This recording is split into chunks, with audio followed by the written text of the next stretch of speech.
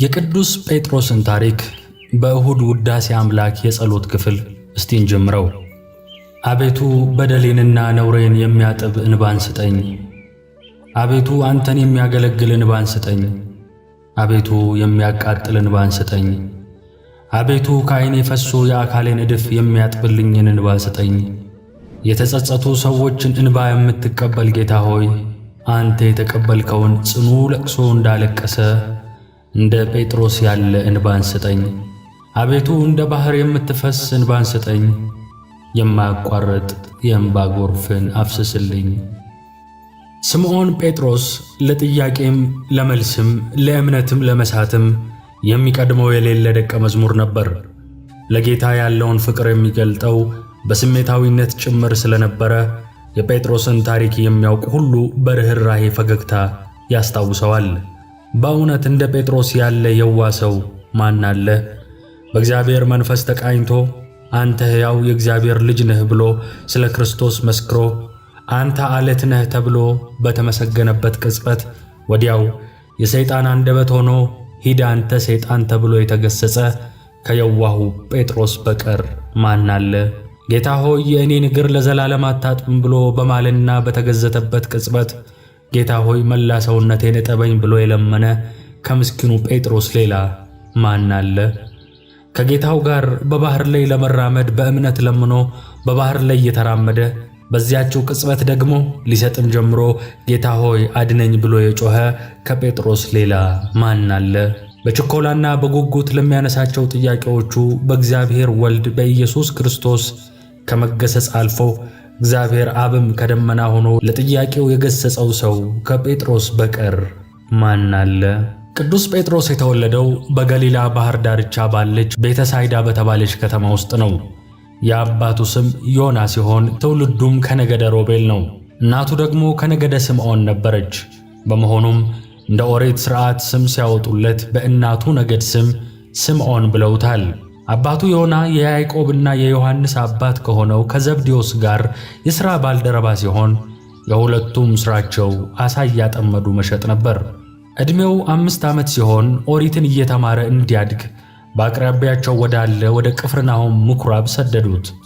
ቅዱስ ጴጥሮስ በቅፍርናሆም እየተማረ ካደገ በኋላ በዚያው ቤት ሰርቶ ኮንኮርዲያ የምትባል ሚስት አግብቶ እንደ አባቱ ዓሣ እያጠመደ በመሸጥ መኖር ጀመረ። ቅዱስ ጴጥሮስ እንድርያስ የተባለ ወንድም ነበረው። ሥራውም ልክ እንደ ወንድሙ ዓሣ ማጥመድ ነው። ነገር ግን ይህ እንድርያስ የመጥምቀ መለኮት ቅዱስ ዮሐንስ ደቀ መዝሙር ነበር። መጥምቀ መለኮት ቅዱስ ዮሐንስ እነሆ የዓለምን ኃጢአት የሚያስወግድ የእግዚአብሔር በግ እያለ ስለ ክርስቶስ ሲመሰክር ሰምተው ክርስቶስን ከተከተሉት የመጀመሪያዎቹ 2 ሐዋርያት አንዱ ነው። ቅዱስ ጴጥሮስ ለመጀመሪያ ጊዜ ከክርስቶስ ጋር የተዋወቀው በወንድሙ በእንድርያስ ግብዣ ነው። እንድርያስ ከመምህሩ ከመጥምቁ ዮሐንስ ምስክርነት ሰምቶ ክርስቶስን ከተከተለ በኋላ ወዲያውኑ ለወንድሙ ለቅዱስ ጴጥሮስ በትርጓሜው ክርስቶስ የሚሉት መሲሕን አገኘ ነው በማለት ወደ ኢየሱስ ክርስቶስ ወስዶታል። ጌታም ቅዱስ ጴጥሮስን ባየው ጊዜ አንተ የዮና ልጅ ስምዖን ነህ፣ አንተ ኬፋ ወይም ጴጥሮስ ትባላለህ አለው። ይህም ወደፊት እርሱን እንደሚከተለውና አንተ የሕያው እግዚአብሔር ልጅ ክርስቶስ ነህ ብሎ ሲመሰክር ስሙን ቀይሮ አንተ ዓለት ነህ እንደሚለው ትንቢት ሲነግረው ነው። ጌታችን ኢየሱስ ክርስቶስ በገሊላ አውራጃ እየተዘዋወረ ሲያስተምር አንድ ቀን ጠዋት በጌንሴሬጥ ባህር ወደብ ብዙ ሰዎች ቃሉን ለመስማት ተሰበሰቡ። ጌታችን በወደቡ ሌሊቱን ሙሉ ዓሣ በማጥመድ ሥራ ሲደክሙ ያደሩ ዓሣ አጥማጆችን አገኘ። ከነዚህ መካከል ቅዱስ ጴጥሮስና ወንድሙ እንድርያስ እንዲሁም 2 የዘብዴዎስ ልጆች ያዕቆብና ዮሐንስ ነበሩ። ጌታችንም ቃሉን ለመስማት የተሰበሰበውን ሕዝብ ብዛት አይቶ ከሕዝቡ ጋር ፊት ለፊት እየተያየ ለማስተማር እንዲመቸው ወደ ቅዱስ ጴጥሮስ ታንኳ ገብቶ በታንኳው ላይ ሆኖ ማስተማር ጀመረ። ትምህርቱን ሲጨርስ ቅዱስ ጴጥሮስን መረብህን ጣልና ዓሣ ያዝ አለው። ሌሊቱን ሙሉ ሲደክሙ አድረው ምንም አይነት ዓሣ አላገኙም ነበርና ቅዱስ ጴጥሮስ መምህር ሆይ ሌሊቱን ሁሉ ስንደክም አደርን፣ ምንም አላገኘንም። ነገር ግን እንደ ቃልህ መረቡን ወደ ባህር እንጥላለን በማለት ሳይጠራጠር መረቡን ወደ ባህር ጣለ።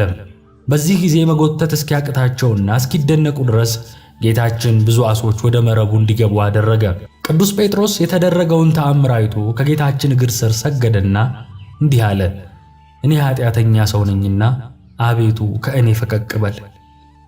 አባቶች ይህንን ሲተረጉሙ ቅዱስ ጴጥሮስ ይህንን የተናገረው ባሕርንና በውስጧ ያሉትን ፍጥረታት የሚያውቅ የኔንም ኃጢአት እንዴት መርምሮ ይፈርድብኝ ይሆን ብሎ በመፍራት ስለ ራሱ ኃጢአት በማሰብ ከአንተ ጋር መኖር የማይገባኝ ኃጥእ ነኝ በማለት ስለ ፍጹም ትሕትና ነው የተናገረው ይላሉ። ጌታችን ኢየሱስ ክርስቶስ የቅዱስ ጴጥሮስን ፍርሃትና ድንጋጤ አይቶ ስምዖን ሆይ አትፍራ፣ ከእንግዲህ ወዲህ ዓሣ ሳይሆን ሰው የምታጠምድ ትሆናለህ ብሎ ሁለቱንም ተከተሉኝ አላቸው። በዚህ ጊዜ ቅዱስ ጴጥሮስና ወንድሙ እንድርያስ ሁሉን ትተው ተከተሉት። ከዚህ ጊዜ ጀምሮ ቅዱስ ጴጥሮስ ሚስቱን፣ ትዳሩን፣ ሥራውን፣ ዘመዶቹን በአጠቃላይ የዚህን ዓለም ኮተት በሙሉ እርግፍ አድርጎ ትቶ ሙሉ ጊዜውን ከጌታ ጋር በማድረግ መደበኛ ደቀ መዝሙር ሆነ። ለዚህም ማስረጃው በሌላ ቦታ ቅዱስ ጴጥሮስ ጌታችንን ሁሉን ትተን ተከተልንህ፣ እንግዲህ ምን እናገኛለን ሲል መጠየቁና ጌታም የተከተላችሁኝ እናንተ በዳግም ልደት በ12ቱ ዙፋን ትቀመጣላችሁ፣ በ12ቱም ነገደ እስራኤል ትፈርዳላችሁ፣ ስለ ስሜም ቤትን ወይም ወንድሞችን ወይም እህቶችን ወይም አባትን ወይም እናትን ወይም ሚስትን ወይም ልጆችን ወይም ርስትን የተወ 100 እጥፍ ዋጋ ያገኛል ብሎ መመለሱ ነው። ጌታችን እንደ ልማዱ በገሊላ ባህር ዳር ባሉ መንደሮችና ከተሞች እየገባ ሲያስተምር አንድ ቀን በቤተ ሳይዳ በቅዱስ ጴጥሮስ ቤት ገብቶ አማቱን ከበሽታዋ ፈወሰለት። ይህንንም ሲያደርግለት የቅዱስ ጴጥሮስ እምነት ይበልጥ ጸና፣ ልቡንም ደስ አሰኘው። ቅዱስ ጴጥሮስ ጌታን ከተከተለ ጊዜ ጀምሮ ከዋለበት እየዋለ ካደረበት እያደረ የጌታችንን ትምህርት በሚገባ ተከታትሏል። ይህ ብቻም አይደለም፣ ጌታ በሚያስተምራቸው ወቅት በጥያቄና መልስ ፈጣንና ንቁ ተሳትፎ ነበረው። ጌታችን ሐዋርያትን ጥያቄ ሲጠይቃቸው ብዙ ጊዜ ፈጥኖ ይመልሳል። እርሱም ያልገባውን ነገር ለመረዳት የሚፈልገውን ነገር ለማድረግ በተደጋጋሚ ለጌታችን ጥያቄ ያቀርብ ነበር። ጌታም በበኩሉ የተለያዩ ትእዛዛትን ሲያዘው እንመለከታለን። ለአብነትም የተወሰኑትን እንይ። ጌታችን 5 እንጀራና 2 ዓሣ አበርክቶ 5000 ሕዝብ ሲያጠግብ አይተው ሕዝቡ ይህንንስ እናንግሰው፣ ብንራብ ያበላናል፣ ብንታመም ይፈውሰናል፣ ብንሞት ያስነሳናል በሚል ሥጋዊ አስተሳሰብ ሊያነግሱት ፈለጉ። ጌታችንም ይህንን ሐሳባቸውን አውቆ የመጣበት ዓላማ ይህ አይደለምና ደቀ መዛሙርቱ ቀድመውት በጀልባ ተሻግረው እንዲሄዱ አድርጎ እርሱ ብቻውን ወደ ተራራ ወጥቶ መጸለይ ጀመረ። ደቀ መዛሙርቱ እንደታዘዙት በመርከብ ሲሄዱ ብርቱ ንፋስ ተነስቶ አናወጣቸው። በአራተኛው ሰዓተ ሌሊት ጌታችን በባሕሩ ላይ በእግሩ ተከተላቸውና አጠገባቸው ደረሰ። በእንቅርት ላይ ጆሮ ደግፍ እንዲሉ የማዕበሉ ብርታት ከጨለማው ጋር ተዳምሮ እጅግ በተጨነቁበት ጊዜ ወደ እነርሱ የሚመጣው ምትሃት ነው ብለው እጅጉኑ ተረበሹ። በዚህ ጊዜ ጌታችን አይዟችሁ አትፍሩ፣ እኔ ነኝ ብሎ ማንነቱን ነገራቸው። ድምፁን ሰምተው ከተረጋጉ በኋላ ቅዱስ ጴጥሮስ ጌታ ሆይ አንተስ ከሆንክ በባሕሩ ላይ በእግሬ ወደ አንተ እንድመጣ እዘዘኝ ብሎ ጠየቀ። ጌታም ና አለው። ቅዱስ ጴጥሮስ ከመርከቡ ወርዶ መጓዝ እንደጀመረ ገና በመንፈስ ቅዱስ አልጸናም ነበርና የማዕበሉን መበርታት አይቶ ስለፈራ መስመጥ ጀመረ። ወደ ጌታም አድነኝ ሲል ጮኸ። ጌታም እጁን ዘርግቶ ወደ መርከቡ ካወጣው በኋላ ከእኔ ጋር ሆነ እንዴት ትጠራጠራለህ በሚል ገሰጸው። ሁለተኛ ጌታችን ኢየሱስ ክርስቶስ እያስተማረ ወደ ፊልጶስ ቂሳርያ ሲደርስ ሐዋርያትን በጥበብ ስለ ራሱ ማንነት ለማስረዳት ሲል በተዘዋዋሪ ሌሎች ሰዎች ምን እንደሚሉት ሐዋርያትን ጠየቃቸው። ሐዋርያትም አንዳንዱ መጥምቁ ዮሐንስ ነው፣ አንዳንዱ ኤልያስ ነው፣ ሌሎች ደግሞ ከነቢያት አንዱ ነው ይሉሃል ሲሉ መለሱለት። ጌታችንም ለመሆኑ እናንተስ ማን ትሉኛላችሁ ብሎ ስለ እርሱ ያላቸውን ግንዛቤ ጠየቃቸው። በዚህ ጊዜ ቅዱስ ጴጥሮስ አንተ የሕያው እግዚአብሔር ልጅ ክርስቶስ ነህ ሲል መሰከረ።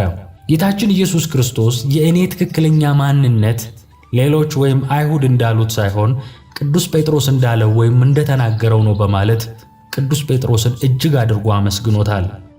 የዮና ልጅ ስምዖን ሆይ አንተ ብፁዕ ነህ፣ በሰማያት ያለው አባቴ እንጂ ሥጋና ደም ይህን አልገለጠልህምና እኔ እልሃለሁ አንተ ዓለት ነህ፣ በዚያች ዓለት ላይም ቤተ ክርስቲያኔን እሠራታለሁ፣ የሲኦል በሮችም አይችሏትም። ቅዱስ ጴጥሮስ የክርስቶስን የባሕርይ አምላክነት ከመሰከረ በኋላ ጌታችን ስሙን ቀይሮለታል። ስምዖን ይባል የነበረው ዓለት ተባለለት። ዓለት የሚለው ቃል በዕብራይስጥ ኬፋ፣ በጽር ወይም በግሪክ ደግሞ ጴጥሮስ፣ በግዕዝ ኮኮሃ፣ በአማርኛ ደግሞ ዓለት ማለት ነው። ጌታ በዚህች ዓለት ላይ ቤተ ክርስቲያኑን እንደሚሠራት ተናግሯል። ይህም ማለት ቤተ ክርስቲያን የምትሠራው በቅዱስ ጴጥሮስ ሃይማኖት ማለትም በክርስቶስ ማንነት ላይ ባለ ትክክለኛ እምነት ነው ማለት ነው። እርሱም ጌታችን ኢየሱስ ክርስቶስ የሕያው እግዚአብሔር ልጅ ክርስቶስ መሆኑን ጠንቅቆ ማመን ነው። ሁሉም ሐዋርያት ከጌታ ጋር በነበራቸው የተማሪነት ቆይታ ከተረዷቸው ትምህርተ ሃይማኖት ወይም ዶግማዎች አንዱ ይህ ነው። ጌታም የሰውን ልጅ ሰዎች ማን እንደሆነ ይሉታል ብሎ የጠየቃቸውና ቅዱስ ጴጥሮስ ትክክለኛውን መልስ ሲመልስ ማመስገኑ ይህንን ሊያስተምራቸው ስለወደደ ነው። ሰለስቱ ምዕት በኒቅያ ጉባኤ እምነታቸውን ሲመሰክሩ ካስቀመጡት ጸሎተ ሃይማኖት በፊት ይህ የቅዱስ ጴጥሮስ የእምነት አገላለጽ የጥንት ክርስቲያኖች ይህን እየመሰከሩ ይጠመቁ እንደነበር ያሳያል። ለምሳሌ በሐዋርያት ሥራ ምዕራፍ 8 ቁጥር 26 ላይ ያለውን ታሪክ እናንሳ። በመንገድም ሲሄዱ ወደ ውሃ ደረሱ። ጃንደረባውም መልሶ እነሆ ውሃ፣ መጠመቅን ምን ይከለክለኛል አለው። ፊልጶስም በፍጹም ልብህ ብታምን ይገባሃል አለው። ጃንደረባውም መልሶ ኢየሱስ ክርስቶስ የእግዚአብሔር ልጅ እንደሆነ እኔ አምናለሁ አለው። አጠመቀውም። ሦስተኛ ጌታችን ኢየሱስ ክርስቶስ ጌትነቱን በደብረ ታቦር ተራራ ከገለጠላቸው 3 ሐዋርያት መካከል ቅዱስ ጴጥሮስ አንዱ ነው። ከ6 ቀንም በኋላ ጌታችን ኢየሱስ ጴጥሮስን ያዕቆብንና ወንድሙ ዮሐንስን ይዞ ለብቻቸው ወደ ረጅም ተራራ ወጣቸው። መልኩም በፊታቸው ተለወጠ። ፊቱም እንደ ፀሐይ አበራ፣ ልብሱም እንደ ብርሃን ነጭ ሆነ። እነሆ ሙሴና ኤልያስም ከእርሱ ጋር ሲነጋገሩ ታዩአቸው። ቅዱስ ጴጥሮስ የጌታችንን ጌትነት ከተመለከተ በኋላ ከደስታው ብዛት የተነሳ ጌታችንን እንዲህ ብሎ ጠይቆት ነበር። አቤቱ በዚህ መኖር ለእኛ መልካም ነው። ብትወድስ 3 ቤቶችን በዚህ እንሥራ፣ አንዱን ለአንተ፣ አንዱንም ለሙሴ፣ አንዱንም ለኤልያስ። ሙሴና ኤልያስ በደብረ ታቦር ከጌታችን ጋር መታየታቸው ለቅዱስ ጴጥሮስ እምነቱን የሚያረጋግጥለትና የሚያጸናለት ነገር ነው። ሰዎች እኔን ማን ይሉኛል ብሎ በጠየቀ ጊዜ ኤልያስ ነው ወይም ከነቢያት አንዱ ሙሴ ነው ብለውት ነበርና የሙሴና ኤልያስ ከጌታችን ጋር ሲነጋገሩ መታየት ጌታችን ሙሴ ወይም ኤልያስ አለመሆኑን ያረጋግጣል። በተጨማሪም ለቅዱስ ጴጥሮስ አንተ የሕያው እግዚአብሔር ልጅ ክርስቶስ ነህ ብሎ የመሰከረውን አብ ደግሞ በደመና ሆኖ የምወደው በእርሱ ደስ የሚለኝ ልጄ ይህ ነው እርሱን ስሙት ማለቱ የቅዱስ ጴጥሮስን ምስክርነት የሚያረጋግጥ ነው። አራተኛ ጌታችንና ደቀ መዛሙርቱ ወደ ቅፍርናሆም በመጡ ጊዜ ግብር የሚቀበሉ ሰዎች ወደ ጴጥሮስ መጥተው መምህራችሁ 2 ዲናር አይገብርምን አሉት። እርሱም መልሶ አዎን ይገብራል አለ። ቅዱስ ጴጥሮስ ግብር ተቀባዮች በጠየቁት ጊዜ ጌታችን የእግዚአብሔር ልጅ እንደሆነ የመሰከረውንና ልጅ ደግሞ ከግብር ነፃ መሆኑን ባለማገናዘብ አዎን ይገብራል አላቸው። ጌታችንም አዎን ማለቱን አውቆ እርሱ ከግብር ነፃ መሆኑን በነገሥታት ልጆች ምሳሌ ካስረዳው በኋላ ነገር ግን እነርሱን ላለማሰናከል በተአምራት ከዓሣ ሆድ ገንዘብ አስገኝቶ ለሁለታቸውም እንዲሰጥ አዘዘው። ወደ ቤትም በገባ ጊዜ ጌታችን ኢየሱስ አስቀድሞ ስምዖን ሆይ ምን ትላለህ? የምድር ነገሥታት ቀረጥና ግብር ከማን ይቀበላሉ? ከልጆቻቸው ወይስ ከሌሎች አለው። ጴጥሮስም ከሌሎች ነው አለ። ጌታችን ኢየሱስም አለው እንኪያስ ልጆቻቸው ነፃ ናቸው። ነገር ግን እንዳያጉረመርሙ ወደ ባሕር ሂድና መረብ ጣል። በመጀመሪያም የያዝከውን ዓሣ ወስደህ አፉን ክፈት፣ በውስጡም ሰጣጢር ታገኛለህ። ይኸውም 4 ድሪም ነው። እርሱንም ወስደህ ስለ እኔና ስለ አንተ ስጣቸው አለው። እንዳያጉረመርሙ ወይም እንዳናሰናክላቸው ማለቱ ጌታችን የእግዚአብሔር ልጅ ነኝ ብሎ ለቤተ መቅደስ ግብር ሳይገብር ቀርቶ ቢሆን ኖሮ አምላክነትን ብቻ እንጂ ሰውነት የለውም ባሉ ነበርና ነው። አምስተኛ ቅዱስ ጴጥሮስ ትዳሩን፣ ቤቱን፣ ንብረቱን፣ ዘመዶቹን በአጠቃላይ ይህንን ዓለም እርግፍ አድርጎ ትቶ ጌታችንን በመከተሉ ምን እንደሚያገኝ ጌታችንን በአንድ ወቅት ጠይቆት ነበር። ከዚህም በኋላ ጴጥሮስ መልሶ ሁሉን ትተን ተከተልንህ፣ እንግዲህ ምን እናገኛለን አለው። ጌታችንም ሐዋርያት በጠቅላላ በፍጹም ልባቸው ዓለም በቃኝ ብለው እርሱን በመከተላቸው የሚያገኙትን ዋጋ ነገራቸው። እንዲህም አላቸው፣ እውነት እላችኋለሁ የተከተላችሁኝ እናንተ በዳግም ልደት የሰው ልጅ በክብሩ ዙፋን በተቀመጠ ጊዜ እናንተም በ12 ዙፋን ትቀመጣላችሁ፣ በ12ቱም ነገደ እስራኤል ትፈርዳላችሁ። ስለ ስሜም ቤትን ወይም ወንድሞችን ወይም እህቶችን ወይም ርስትን የተወ 100 እጥፍ ዋጋ ያገኛል አላቸው። 6 መዝገበ ትሕትና የሆነው ጌታችን መድኃኒታችን ኢየሱስ ክርስቶስ ለደቀ መዛሙርቱ ትሕትናን ሊያስተምራቸው ዝቅ ብሎ እግራቸውን ማጠብ በጀመረ ጊዜ ወደ ቅዱስ ጴጥሮስ ሲደርስ ለጌታው ካለው አክብሮትና ፍቅር የተነሳ እንዲሁም እርሱ አምላክ ሲሆን ዝቅ ብሎ የእነርሱን እግር በማጠቡ እጅግ ተደንቆ በፍጹም አታጥበኝም አለ። ጌታችን ኢየሱስም እኔ የምሠራውን አንተ ዛሬ አታውቅም፣ ኋላ ግን ታስተውለዋለህ ቢለውም አሁንም ቅዱስ ጴጥሮስ በጌታውና በአምላኩ እግሩን መታጠብ እጅግ ስለደነቀውና ስለከበደው መቼም ቢሆን አንተ እግሬን አታጥበኝም አለው። በዚህ ጊዜ ፈጽሞ እምቢ ማለቱን ባየ ጊዜ እውነት እውነት እልሃለሁ እኔ እግርህን ካላጠብኩ ከእኔ ጋር እድል ፈንታ የለህም ብሎ መለሰለት። በዚህ ጊዜ ቅዱስ ጴጥሮስ ሁሉን ትቶ የተከተለውን ጌታ ከማጣት የሚበልጥበት ምንም ነገር እንደሌለ ስለሚያውቅ አቤቱ እንኪያስ የምታጥበኝ እጆቼንና ራሴንም እንጂ እግሮቼን ብቻ አይደለም አለው።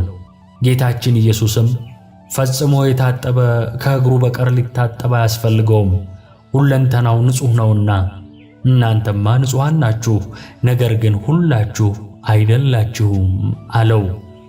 ቅዱስ ጴጥሮስ ለጌታው ከነበረው ጽኑ ፍቅርና የክርስቶስ ሞት ለሰው ልጅ መዳን ያለውን ጥቅም በሚገባ ካለመረዳቱ የተነሳ ጌታችን እንደሚሞት በተናገረበት ስፍራ ሁሉ ዋነኛ ተከላካይ ሆኖ እናገኘዋለን። ጌታችን እንደሚሰቀል በተናገረ ጊዜም አይሁንብህ ጌታ ሆይ ይህ ከቶ አይደርስብህም ብሎ ሊገስጸው ጀመረ ይለናል ወንጌል። በሳምንቱም በታቦር ተራራ ላይ ለመኖር በዚህ መሆን ለእኛ መልካም ነው ብሎ ሐሳብ ያቀረበው በዚህ ተራራ ከኖርን የጌታ መሞት ይቀራል ከሚል የዋህነት የተሞላው ምኞት ነበር። የጴጥሮስ የዋህ ምኞት እውን ቢሆን ኖሮ ግን ተጎጂዎቹ ሁላችንም ነበር። አባ ጊዮርጊስ ለጴጥሮስ እንዲህ ይለዋል፣ ጴጥሮስ ሆይ በዚህ መኖር ለእኛ መልካም ነው አልክን? ለአንተስ በፊቱ ብርሃን እየተደሰትክ በዚያ ብትኖር ይሻልህ ነበር።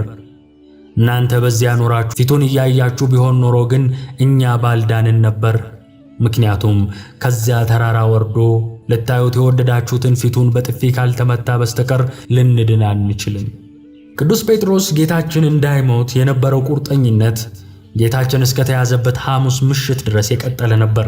ለጌታ ካለው ጽኑ ፍቅር የተነሳም ጌታችንን ሊይዙ ከመጡት ወታደሮች ጋር ለመዋጋት ሰይፍ ይዞም ነበር። እርግጥ ነው ጌታችን ሰይፍን ያዙ ብሎ ነግሯቸው ነበር። 2 ሰይፍ እንዳላቸው ሲነግሩትም ይበቃል ብሏቸው ነበር። ጌታችን ይበቃል ያለው ግን ሰይፉን ሳይሆን ንግግራቸውን ነበር። ለውጊያ ሰይፍ 2 ሊበቃ አይችልም። ጌታም ጎኑን በጦር ሊወጋ እንጂ ሰዎችን ሊያዋጋ ሰው የሆነ አምላክ አይደለም። ሊቃውንት እንዳብራሩት ያዙ የተባሉት ሰይፍ ደግሞ ነፍስና መንፈስን ጅማትና ቅልጥምን እስኪለይ ድረስ የሚዋጋውን የመንፈስ ሰይፍ ሲሆን እርሱም 3 ዓመት ያስተማራቸውን የመከራ ቀን ስንቅ የሚሆን የእግዚአብሔር ቃልን ነበር። ጴጥሮስና ጓደኞቹ ግን ቅዱስ ኤፍሬም እንዳለው ቃሉ ሰይፍ የሆነውን አምላክ ለማስጣል ሰይፍ ያዙ። ወታደሮቹ ሊይዙት ሲቀርቡ ደቀ መዛሙርቱ ጌታ ሆይ በሰይፍ እንምታቸውን ብለው ጠየቁ። ፈጣኑ ጴጥሮስ ግን መልስ ሳይጠብቅ የሊቀ ካህናቱን ባሪያ ጆሮውን ቆረጠው። ሊቃውንት እንደሚሉት ጴጥሮስ አንገቱን መትቶ ሊጥለው የሰደደ ቢሆንም ልምድ ስለሌለው ጆሮውን አገኘው። እዚህ ላይ ጴጥሮስ ሁለት ሰይፍ ይዞ ከጭፍራ ተዋጊ ጋር ውጊያ ማስነሳቱ በራሱ ለጌታ ያለው ፍቅር ነገሩን እንዳያስብበት እንዳደረገው ያሳያል። አሳ ከማጥመድ ውጪ በጦር ሜዳው ውሎ የማያውቅ ቢሆንም ለጌታ ያለው ፍቅር ሰውን መግደል ሙዝ እንደመላጥ ከሚቀላቸው ወታደሮች ጋር ውጊያ እንዲያስነሳ አደረገው። በ58 ዓመቱ ከዚህ በፊት ተጠቅሞባት የማያውቃትን ሰይፍ ይዞ ከወጣቶቹ ስልጡን ወታደሮች ጋር ለነፍሱ ሳይሳሳ ለመዋጋት መነሳቱ የፍቅር እንጂ ምን ሊባል ይችላል? ጴጥሮስ ያደረገው ነገር ብዙ መዘዝ የሚያስከትል ነበር። ተሳክቶለት አንገቱን አግኝቶ ቢገድለው ኖሮ የክርስቶስ ተሰቅሎ መሞት ደም ለመመለስ የተደረገ ትክክለኛ ፍርድ ወይም ርትዕ ተደርጎ ይታይ ነበር።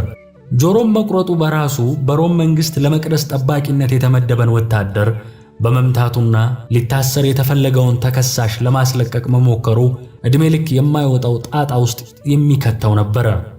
ጌታችን የሊቀ ካህናቱን ባሪያ ጆሮ ወዲያው በመፈወሱ ያዳነው ወታደሩን ብቻ አልነበረም። በዚህ ጦስ ብዙ ችግር ይከተልበት የነበረውን ጴጥሮስንም ጭምር ነው። የወታደሩ ጆሮ የተፈወሰ ቢሆንም እንኳን ጴጥሮስ የወታደሩን ዘመዶች ባየ ቁጥር ይደነግጥ ነበር። የሮም ወታደርን ተዋግቶ ጆሮ መቁረጡ ጌታ ሞቶ ከተነሳ በኋላም ቢሆን ጴጥሮስ የሮም ግዛት በሆኑ ሀገሮች ለሚያደርገው አገልግሎት ብዙ ችግር ሊፈጥርበት ይችላል። ለዚህም ነው ጆሮ ስለመቁረጡ ታሪክ ሦስቱ ወንጌላውያን ማቴዎስ፣ ማርቆስና ሉቃስ ሲጽፉ የቆራጩንም ሆነ የተቆራጩን ስም ሳይጠቅሱ ጽፈዋል። ቅዱስ ጴጥሮስ ሰማዕት ሆኖ ከሞተ በኋላ ወንጌሉን የጻፈው ቅዱስ ዮሐንስ ግን ቆራጩ ጴጥሮስ ተቆራጩ ማልኮስ እንደሚባሉ በግልጽ ጽፏል። ይህ የሆነውም ሦስቱ ወንጌላውያን በጻፉበት ጊዜ ጴጥሮስ ገና በሕይወት ስለነበረ ነው። ጉዳዩን በግልጽ ቢጽፉ ኖሮ ጴጥሮስ ሮማዊውን ወታደር መዋጋቱን የሚያሳይ የጽሑፍ ማስረጃ ተገኘ ተብሎ ክርስቲያኖችን በምን እናሰቃይ ላሉት ሮማውያን ሰርግና ምላሽ ይሆንላቸው ነበር። ቅዱስ ጴጥሮስ በዮሐንስ ረዳትነት ወደ ሊቀ ካህናቱ ግቢ ቢገባም ጌታን ለመስቀል ወደ ተዘጋጀው ሸንጎ ግን ዘልቆ አልገባም ነበር። የነገሩን ፍጻሜ ያይ ዘንድ ወደ ውስጥ ገብቶ ከሎሌዎቹ ጋር ተቀምጦ እሳት ይሞቅ ነበር። መምህሩ ክርስቶስ በሰንሰለት ታስሮ እየተጎተተ በካህናት አለቆችና በፈሪሳውያን ተከቦ ሲንገላታ፣ ተማሪው ጴጥሮስ ከብርድ ራሱን ለመከላከል ከሎሌዎች ጋር እሳት እየሞቀ ነው።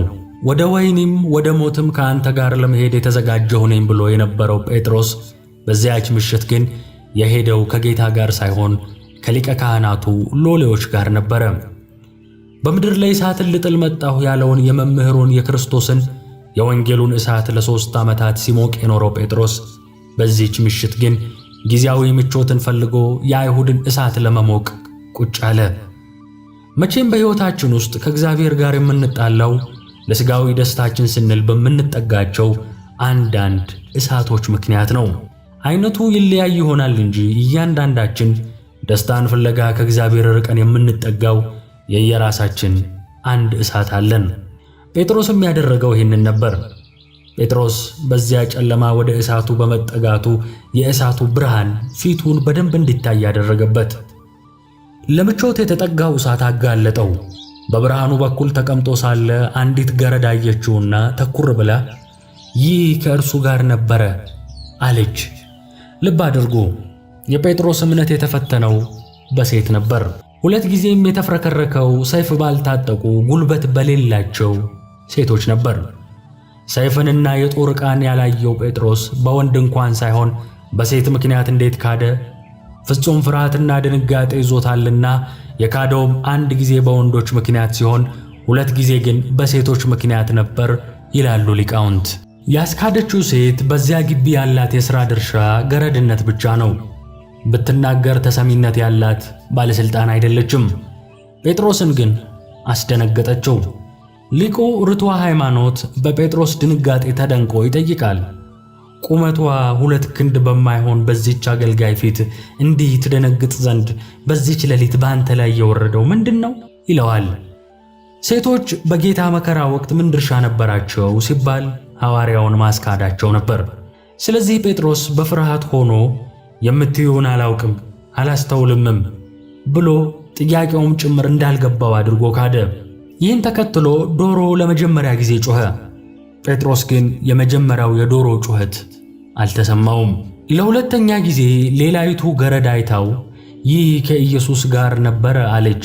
ለሌሎችም ሰዎች ተናገረች። ወታደሮቹም ቃሏን ሰምተው በአንድነት ሆነው አንተ ከደቀ መዛሙርቱ አንዱ አይደለህም ብለው በመወትወት አስጨነቁት። ጴጥሮስ በዚህ አስፈሪ ሁኔታ ውስጥ ለሁለተኛ ጊዜ አይደለሁም ብሎ ካደ። ከአንድ ሰዓት ቆይታ በኋላ ግን ጴጥሮስ ሁሉ ነገር ተረሳልኝ ብሎ ተረጋግቶ በተቀመጠበት ትልቅ አደጋ ላይ ሊጥለው የሚችል ነገር ተከሰተ። ጠባቂዎቹ የአነጋገር ቃናውን አይተው ከገሊላ የመጣ የገጠር ሰው መሆኑንና የናዝሬት ገሊላው ኢየሱስ ደቀ መዛሙርትም አብዛኞቹ የገሊላ ሰዎች መሆናቸውን አስተዋሉ። ይህ ሳይበቃ ጴጥሮስ በጌቴሴማኒ አትክልት መካከል ጆሮውን የቆረጠው የሊቀ ካህናቱ ባሪያ የማልኮስ ዘመድ የሆነ ሰው በአትክልቱ ከእርሱ ጋር አይቼህ አልነበረም ብሎ አፋጠጠው። አሁን ነገሩ እየከፋ ነው። ስለዚህ ጴጥሮስ የጌታ ደቀ መዝሙር አለመሆኑንና ጌታን ጨርሶ እንደማያውቀው ለማሳመን የተቻለውን ያህል መታገል ጀመረ። የምትሉትን ሰውየውን አላውቀውም በማለት ይራገምና ይምል ጀመር። አንተ የሕያው እግዚአብሔር ልጅ ነህ ብሎ የመሰከረለትን ክርስቶስ ሰውየው ብሎ ጠራው። ሊቁ ቅዱስ አምብሮስ ስለ አምላክነቱ የእግዚአብሔር ልጅ ብሎ መስክሮለት ስለ ሰውነቱ ግን ሰውየውን አላውቀውም ብሎ ካደ ሲል አብራርቶታል። በመለኮቱ አምኖ የመሰከረ ጴጥሮስ አሁን ግን ሰውየውን አላውቀውም አለ። ሆኖም ክርስቶስ በሥጋ እንደመጣ የማይታመን መንፈስ ሁሉ ደግሞ ከእግዚአብሔር አይደለም ይላል ቃሉ።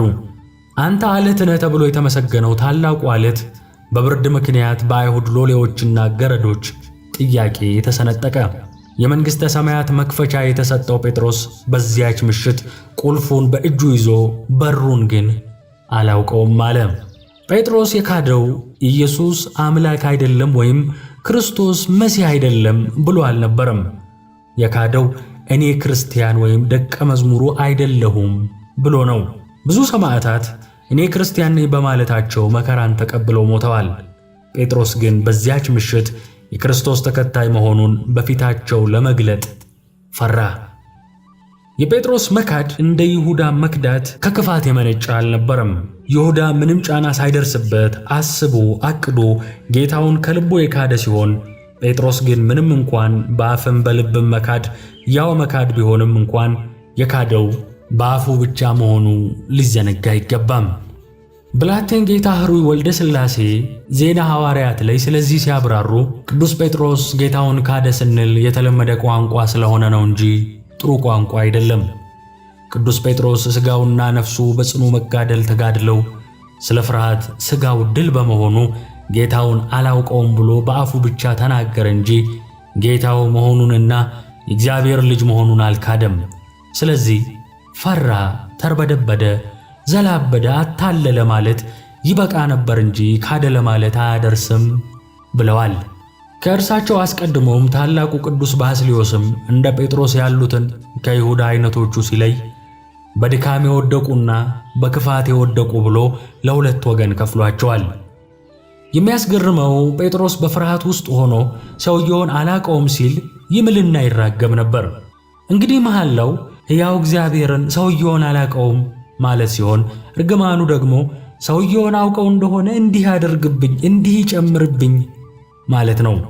የሕያው እግዚአብሔርን ስም እየጠሩ የሕያው እግዚአብሔርን ልጅ መካድ ምንኛ ከባድ ነው።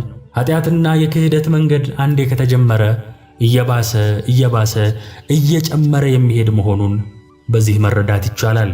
ጴጥሮስ ጌታውን ለሶስተኛ በካደበት ጊዜ ጌታችን ከሸንጎው ታስሮ ወደሚያድርበት ምድር ቤት እየተወሰደ ነበር። ጴጥሮስ ሰውየውን አላውቀውም እያለ ሲምልና ሲገዘት ያን ጊዜ ዶሮ ጮኸ። ጌታም ዘወር ብሎ ጴጥሮስን ተመለከተው። ጴጥሮስም ዛሬ ዶሮ ሳይጮህ 3 ጊዜ ትክደኛለህ እንዳለው የጌታ ቃል ትዝ አለው። ጴጥሮስም ወደ ውጭ ወጥቶ ምርር ብሎ አለቀሰ። የዋሁ ጴጥሮስ በሎሌዎች ተከቦ ሰውየውን አላውቀውም እያለ በሚያስረዳበት ሰዓት መምህሩ ክርስቶስ ዘወር ብሎ ተመለከተው። ጴጥሮስ 3 ጊዜ አላውቀውም ብሎ የካደው ጌታ እኔ ግን አውቀሃለሁ ሲል ዘወር ብሎ ተመለከተው። ክርስቶስ እንደታሰረ በዓይኖቹ ተመለከተው። ጴጥሮስ ሆይ አታውቀኝምን? በገሊላ ባህር ዓሣ ስታጠምድ የጠራሁ፣ በባህር ላይ እንድትራመድ ያደረግኩ፣ ከዓሣው ሆድ ውስጥ ገንዘብ አውጥተህ ለእኔና ለአንተ ግብር ክፈል ያልኩ፣ ከሰዓታት በፊት እግርህን ያጠብኩ እኔን አታውቀኝምን? የሚሉ ዓይኖች ጴጥሮስን ተመለከቱት። ጴጥሮስ በካደበት በዚያች ቅጽበት የጌታን ዓይኑን ሲመለከት ምን ተሰምቶት ይሆን? እስከ ልብ ድረስ ዘልቀው የሚያዩት አምላካዊ ዓይኖች ለዚህ ሐዋርያ ምን መልእክት ተናግረው ይሆን? ይህን ሐዋርያ አግኝቶ ማን ጠይቆ በነገረን? እሱ ያየውን ጌታ ከ3 ጊዜ አልፈን 3000 ጊዜ በኃጢአታችን ለካድነው ለእኛ ማን ጠይቆ በነገረን? እንደ ጴጥሮስ ስንክደው ዘወትር የሚያየንን ጌታ ለማየት ለተሳነን ለእኛ የጌታን የዓይኑን መልእክት ማን ጠይቆ በነገረን? ጴጥሮስ የጌታን ዓይን ባየበት ቅጽበት ልቡ ድረስ የሚወጋው በሐዘን የሚያቃጥለው ጽኑ ጸጸት ተሰማው። የጌታ ዓይኖች በቁጣ የተሞሉ አልነበሩም። ጴጥሮስን ግን በጸጸት ጦር ልቡን የሚወጉት ሆኑ። ቀድሞ ያልተሰማው የዶሮ ጩኸት አሁን ዘልቆ ተሰማው። ሌሎች ቢክዱህ እኔ አልክድህም ብሎ ተናግሮ 3 ጊዜ መካዱን አሰበ። ከሁሉ ይልቅ ስወደው ከሁሉ ቀድሜ እክደው ብሎ ተንገበገበ። ስለዚህም ለክህደት ከዳረገው እሳት ከሚሞቅበት ግቢ በሕሊናው ዓይን የጌታን ዓይኖች፣ በሕሊናው ጆሮ የዶሮውን ጩኸት እየሰማ ወጣ። ከአጥር ውጭ ወጥቶም ምርር ብሎ አለቀሰ። ጴጥሮስ ጌታ ሆይ ይቅር በለኝ፣ በድንገት ፈርቼ ነው የካድኩህ፣ ሎሌዎቹ ሲያዋክቡኝ ነው እያለ ይቅርታን አልጠየቀም። አለቀሰ እንጂ ይቅርታን አልለመነም። ምክንያቱም የእንባ ዘለላዎች ይቅርታን ያገኛሉ እንጂ ይቅርታን አይለምኑም እንዳለ ሊቁ አምብሮስ። ስለዚህ የዋሁ ጴጥሮስ ቃል ሳይተነፍስ በጨለማ ውስጥ ብቻውን ምርር ብሎ አለቀሰ። ጌታ አይቶታልና ስለ በደሉ ምርር ብሎ አለቀሰ።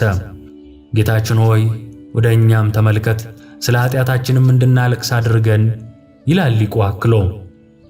እንባ በእርግጥም ኃይል አለው። የሰው ልጅ ኃያሉን እግዚአብሔር የሚያሸንፈው በእንባው ነው። እግዚአብሔር የሚያለቅሱ ዓይኖች ላይ አይጨክንም። በፍጹም ጸጸት የምታለቅስን ነፍስ አይቶ እግዚአብሔር አውከውኛልና ዓይኖችሽን ከእኔ መልሺ ይላል። ስለዚህ እንዲህ አይነቱን እንባ ለማፍሰስ በጌታችን ዓይን መታየት ያስፈልጋል። ጴጥሮስ በእንባ ውሃ ክህደቱን አጠበው። ይህንን እንባ እንዲሰጠን በአባቶቻችንና በእናቶቻችን እንባ በራሰው የቤተ ክርስቲያን ቅጽር ውስጥ ተሰብስበን ወደ ጴጥሮስ አምላክ እንዲህ እያል በዘውትር ጸሎታችን ላይ እንጮኻለን። አቤቱ በደሌንና ነውሬን የሚያጥብ እንባን ስጠኝ። አቤቱ አንተን የሚያገለግል እንባን ስጠኝ። አቤቱ የሚያቃጥል እንባን ስጠኝ። አቤቱ ከዓይኔ ፈሶ የአካሌን እድፍ የሚያጥብልኝን እንባ ስጠኝ። የተጸጸቱ ሰዎችን እንባ የምትቀበል ጌታ ሆይ አንተ የተቀበልከውን ጽኑ ለቅሶ እንዳለቀሰ እንደ ጴጥሮስ ያለ እንባን ስጠኝ። አቤቱ እንደ ባህር የምትፈስ እንባን ስጠኝ። የማያቋርጥ የእንባን ጎርፍ አፍስስልኝ። ጴጥሮስን ለታላቅ ንስሐ የቀሰቀሰው የዶሮ ጩኸት ነበር። የቤተ ክርስቲያን ታሪክ ጸሐፊዎች እንደሚነግሩን ቅዱስ ጴጥሮስ በሕይወት ዘመኑ ሁሉ የዶሮ ጩኸት ሲሰማ ያለቅስ ነበር። የዶሮ ጩኸት ሲሰማ ጌታውን የካደባት ምሽትና ዘወር ብለው ያዩት የክርስቶስ ዓይኖች በሕሊናው እየተመላለሱበት ጴጥሮስ ያለቅስ ነበረ። አስቀድመን እንዳየነው ዶሮው የጮኸው 2 ጊዜ ሲሆን ጴጥሮስ የሰማው የኋለኛውን ጩኸት ነው። የኋለኛው ጩኸት የተለመደው የዶሮ ጩኸት ሰዓት ሲሆን የመጀመሪያው ጩኸት ግን በፈጣሪ ትእዛዝ የሆነ ጴጥሮስን ከክፉ መንገድ ለመመለስ የበለዓምን አህያ ያናገረ አምላክ ያቀረበለት ማንቂያ ነበር። እናም ቅዱስ ጴጥሮስ የማይናገረው እንስሳ ስለ ሥራው ይዘልፈው ዘንድ ነቅቶ ጮኸ። የዶሮ ጩኸት ጴጥሮስን ለንስሐ በቃው የሚለው ታሪክ ከዶሮ ጩኸት አልፎ እልፍ ሰባኪያን ንስሐ ግቡ እያሉ ሲጮኹ እየሰማን ምንም ለማይመስለን ለእኛ ልበ ደንዳኖቹ መልእክቱ ምን ይሆን? የዶሮዎቹን ጩኸት ሰምቶ በመመለስ ፈንታ የዶሮዎቹን የአጯጯህ ስልት እያወዳደርን ሰባኪያን ለምናማርጥ ለእኛ መልእክቱ በእርግጥ ምን ይሆን? በእርግጥ የዶሮውም ዕድል የሚያስቀና ነው። አንድ ጊዜ ጮሆ የወደቀውን ጴጥሮስ እንዲነሳ መቀስቀስ መቻሉ የታደለ ሰባኪ ያደርገዋል። ብዙ ጊዜ ስንጮህ ውለን አንድ ሰው ለንስሐ ማብቃት ላልቻልን ሰባኪያን ይህ ዶሮ ምንኛ የሚያስቀና ነው። ለነገሩ በልማዱ ዶሮ ጮሆ ሌሎቹን ከማስነሳቱ በፊት እሱ ተነስቶ ክንፉን እያርገበገበ ከፍ ከፍ ይላል። እኛ ግን ራሳችን በኃጢአት ተኝተን ሌላውን ለንስሐ ለመቀስቀስ የምንሞክር እንቅልፋም ዶሮዎች ስለሆንን በጩኸታችን የረበሽነው እንጂ የቀሰቀስነው ሰው የለም። ኦርቶዶክሳውያን ሊቃውንት ጴጥሮስን የቀሰቀሰውን ዶሮ በመንፈሳዊ ዓይናቸው ተመልክተው አራቀው አስተምረውበታል። ከዚህ ዶሮ ጋር የተያያዘ የተአምራት ታሪኮችም እንደተፈጸሙ የሚያስረዱ መጻሕፍትና በዚህ ዶሮ ዙሪያ የሚሽከረከሩ ቅኔዎችና ትምህርቶች ተግሳጻትም በቤተ ክርስቲያናችን ሞልተዋል። ቅዱስ አውግስጢኖስ የጴጥሮስን 3 ጊዜ መካድ በጌታ ላይ በየዘመናቱ የሚነሱ 3 ክህደቶች ምሳሌ አድርጎ ያስተማረ ሲሆን 3ቱ ክህደቶችም በጌታችን በሰውነቱ ወይም በትስብቱ ላይ፣ በአምላክነቱ ወይም በመለኮቱ ላይ እና በሁለቱም ወይም በተዋህዶ ላይ የሚነሱ ጥርጣሬዎች መሆናቸውን አብራርቷል። ጴጥሮስን ያስካዱትን ሰዎች ማንነትም ሊቃውንቱ በሌላ መነጽር አስተውለውታል። ጴጥሮስን መጀመሪያ ያስካደችው አይሁዳዊት ገረድ ስትሆን ሁለተኛ ደግሞ ሌላዋን ሴት ተከትለውም ቢሆን ሮማውያን ወታደሮች ናቸው። ለሶስተኛ ጊዜ ያስካዱት ደግሞ ለአንድ ሰዓት ያህል አምኗቸው እንደ ወዳጅ ያያቸው ከአጠገባቸው የተቀመጣቸው ሰዎች ናቸው። የቤተ ክርስቲያን ታሪክን ብንመረምርም ቤተ ክርስቲያንን የፈተኗት 3 ወገኖች ናቸው። የመጀመሪያዎቹ ፈተናዎቿ አይሁድ ነበሩ። ሁለተኞቹ ደግሞ ብዙ ግድያንና ስቃይን ያፈራረቁባት ፈታኞቿ ሮማውያን ባለስልጣናትና እንደ ኔሮን ያሉ ነገስታት ነበሩ። ከነዚህ ሁሉ አረፍ ብላ ተረጋግታ ስትቀመጥ ደግሞ አብረዋት የኖሩት የውስጥ ጠላቶቿ ወዳጅ መስለው ጠላት የሚሆኑ መናፍቃን ተነስተው ፈተና ሆነውባታል። ጴጥሮስን ለንስሐ የቀሰቀሰው ዶሮም በሊቃውንት ዓይን የእግዚአብሔር መንፈስ ቅዱስ ምሳሌ ነው። በእርግጥም እግዚአብሔር በመጽሐፍ ቅዱስ ራሱን በዶሮ፣ በወፍ፣ በንስር እየመሰለ ይናገራል። ኢየሩሳሌም ኢየሩሳሌም ሆይ ዶሮ ጫጩቶቿን ከክንፎቿ በታች እንደምትሰበስብ ልጆችሽን እሰበስብ ዘንድ ስንት ጊዜ ወደድኩ አልወደዳችሁም ብሎ ራሱን በዶሮ እኛን በጫጩት መስሎ ተናግሯል። ሊቁ አለቃ ኪዳነ ወልድም እግዚአብሔር እንደ አባትም እንደ አያትም ነው፣ ዶሮ ለጫጩት እናትም አያትም ናት፣ እግዚአብሔርም እንደ ዶሮ እንቁላል መሬትን ፈጠረ፣ እንደ ጫጩት ደግሞ ከመሬት እኛን አስገኘ ብለው አስተውለውታል። ስለዚህ ለጴጥሮስ 2 ጊዜ የጮኸው ዶሮ የመንፈስ ቅዱስ ምሳሌ ሲሆን 2 ጊዜ መጮኹ ደግሞ አስቀድሞ በብሉይ ኪዳን በነቢያት አድሮ የመናገሩና በአዲስ ኪዳንም ለሁለተኛ ጊዜ በሐዋርያት አድሮ የሰው ልጅን የሚገስጽ መሆኑን የሚያስረዳ ነው። እርሱም በነቢያት አድሮ የተናገረው ነው እንዲል ጸሎተ ሃይማኖት። የመንጋቱን ዜና በጠዋት ፀሐይ ስትወጣ የሚናገረው ዶሮ ከመንፈስ ቅዱስ በቀር ማን ነው? በድምፁም ጩኸት በነቢያትና በሐዋርያት አድሮ በመናገሩ ምክንያት ከሦስቱ ውድቀቶቻችን እንነሳለን። በጌታችን ላይ በራሳችን ላይና በወንድሞቻችን ላይ ስላደረግነው ክፉ ነገር ሁሉ መራራ ለቅሶን ስለ ውድቀታችን እናነባለን ይላል ቅዱስ ጄሮም። ከዚህ በኋላ ቅዱስ ጴጥሮስ እየተዘዋወረ ሲያስተምር በወንጌል የወለዳቸውን ክርስቲያኖች ከልዩ ልዩ ፈተናዎች ለማጽናት ሲል 2 መልእክታትን ጽፏል። የመጀመሪያ መልእክቱን የጻፈው አይሁድ ለሚያሳድዷቸውና መከራ ላጸኑባቸው ከእስጢፋኖስ ሰማዕትነት በኋላ በስደት ለተበተኑ ክርስቲያኖች ነው። ሁለተኛውን መልእክቱን የጻፈበት ምክንያት ደግሞ በወቅቱ የሮማ ግዛት መሪ የነበረው ኔሮን ቄሳር ክርስቲያኖች ሁሉ እየተያዙ እንዲፈረድባቸው አዋጅ ነግሮ ነበርና በዚሁ ምክንያት ለተጨነቁ በእስያ ላሉ ክርስቲያኖች ነው። ከዚህም በተጨማሪ ሐሰተኞች መምህራን ተነስተው በሐሰተኛ ትምህርታቸው ስላስጨነቋቸው ለማጽናት መልእክቱን ጽፎላቸዋል። ጴጥሮስ መራራ ለቅሶን ካለቀሰና ከተመለሰ በኋላ ለንስሐ የሚገባ ፍሬ የሞላባትን ሕይወት ኖሯል። ጌታችን ለ3 ጊዜ እንደሚክደው በነገረው ዕለት አንተም በተመለስክ ጊዜ ወንድሞችህን አጽና ብሎት ነበር። ቅዱስ ጴጥሮስ በመራራ ለቅሶ ወደ ጌታው በጸጸት ከተመለሰ በኋላ ጌታችን ንስሐውን እንደተቀበለለት ያሳየው ከሞት እንደተነሳ ነበር። ጌታችን ወደ መቃብሩ ለመጡት ሴቶች በመላእክቱ በኩል በተናገረው መልእክትም ሄዱና ለደቀ መዛሙርቱ ለጴጥሮስም ጌታ በገሊላ ይቀድማችኋል ብላችሁ ንገሯቸው በማለት በትንሣኤው ደስታ ላይ ክጄዋለሁ ብሎ ተስፋ ቆርጦ ከደቀ መዛሙርቱ እንዳይለይ ጴጥሮስን በስም ጠቅሶ ጠርቶታል። በገሊላ ባህር ዳርቻ በተገለጠላቸው ጊዜም የዮና ልጅ ስምዖን ሆይ ከሁሉ ይልቅ ትወደኛለህን? ብሎ ከወቀሳ ይልቅ ርኅራኄን በተሞላ ቃል በማነጋገር ሦስቴ የካደውን ጴጥሮስ 3 ጊዜ አሳምኖታል። ልቡ በጸጸት የተሰበረው ጴጥሮስም እንኳን እንደ በፊቱ ከወንድሞቼ እበልጣለሁ ሊል ቀርቶ ጌታ ሆይ እወድሃለሁ ለማለት እንኳን ድፍረት አጥቶ እንደምወድህ አንተ ታውቃለህ ብሏል። ቅዱስ ጴጥሮስ በንስሐ ከተመለሰ በኋላ ከሁሉ ይልቅ እኔ ማለቱን ትቶ እርስ በርሳችሁ እየተዋረዳችሁ ትሕትናን እንደ ልብስ ታጠቁ የሚል የትሕትና መምህር ሆነ። በአንዲት አይሁዳዊት ገረድ ፊት ፈርቶ ስለ ካደው ጌታው በብዙ ሕዝብ ፊት መስክሮ በአንድ ቀን ብዙ ሺህ ሰዎችን ክርስቲያን አደረገ። ጌታችን ከወደቀበት ጭቃ ላይ አንስቶ እንደ ዕንቁ ወልውሎ አክብሮ በበጎቹ ላይ የሾመው ጴጥሮስ እስከ ሽምግልናው ድረስ ያለመታከት አደራውን በመወጣት ሐሙስ ምሽት ለበደለው በደል በብዙ ትጋት ካሰ። ንጉሥ ዳዊት ከፊትህ አትጣለኝ፣ ቅዱስ መንፈስህን ከእኔ ላይ አትውሰድብኝ ብሎ በጸጸት ከጸለየ በኋላ ለሕግ ተላላፊዎች መንገድህን አስተምራለሁ፣ ኃጢአተኞችም ወደ አንተ ይመለሳሉ እንዳለ ጴጥሮስም ከንስሐው በኋላ ወንድሞችህን አጽና የተባለውን አደራ ያለመታከት ጠብቆ ብዙ ኃጢአተኞችን ወደ እግዚአብሔር መለሰ። ቅዱስ ጴጥሮስ የአገልግሎቱን ፍጻሜ ያደረገው በሮማ አደባባይ በሮማውያን ወታደሮች ተከቦ ነበር። ጌታችን እውነት እውነት እልሃለሁ አንተ ጎልማሳ ሳለህ ወገብህን በገዛ ራስህ ታጥቀህ ወደምትወደው ትሄድ ነበር፣ ነገር ግን በሸመገልክ ጊዜ እጆችህን ትዘረጋለህ፣ ሌላውም ያስታጥቀሃል፣ ወደማትወደውም ይወስድሃል ብሎ ነግሮት ነበር።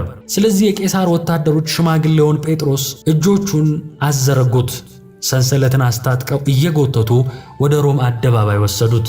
በዚያች ቀን ጴጥሮስ የሮምን ወታደሮች አልፈራም፣ እሳት ለመሞቅም ወደ ማንም አልተጠጋም። ሐሙስ ማታ ያየውን የጌታውን ፊት ወደ ሰማዕትነት ሲመጣም ያየውን የጌታን ፊት በዓይነ ሕሊናው እያየ ጌታዬ ሆይ ዛሬስ አልክድህም ብሎ ተነሳ። ወደ አደባባዩ እንደደረሱ ሮማውያን እንደለመዱት በመስቀል ሊሰቅሉት መስቀል አዘጋጅተው ተመለከተ። ጴጥሮስ ግን አይሆንም፣ ጌታዬ በተሰቀለበት መስቀል ላይ እኔ ልሰቀል አይገባኝም አለ። ለሮማውያን መስቀሉ ባዶ እንጨት ቢሆንም እንደ ጴጥሮስ ላለ ክርስቲያን ግን አሁንም ክርስቶስ በዚያ መስቀል ላይ እንደተሰቀለ ሆኖ ተስሏል። ስለዚህ በጌታው ዙፋን ላይ ይቀመጥ ዘንድ ጴጥሮስ ሕሊናው አልፈቀደለትም።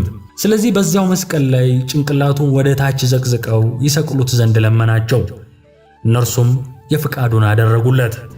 ሽማግሌው ቅዱስ ጴጥሮስ በሮም ቫቲካን አደባባይ ላይ ተዘቅዝቆ ዕርቃኑን ተሰቀለ።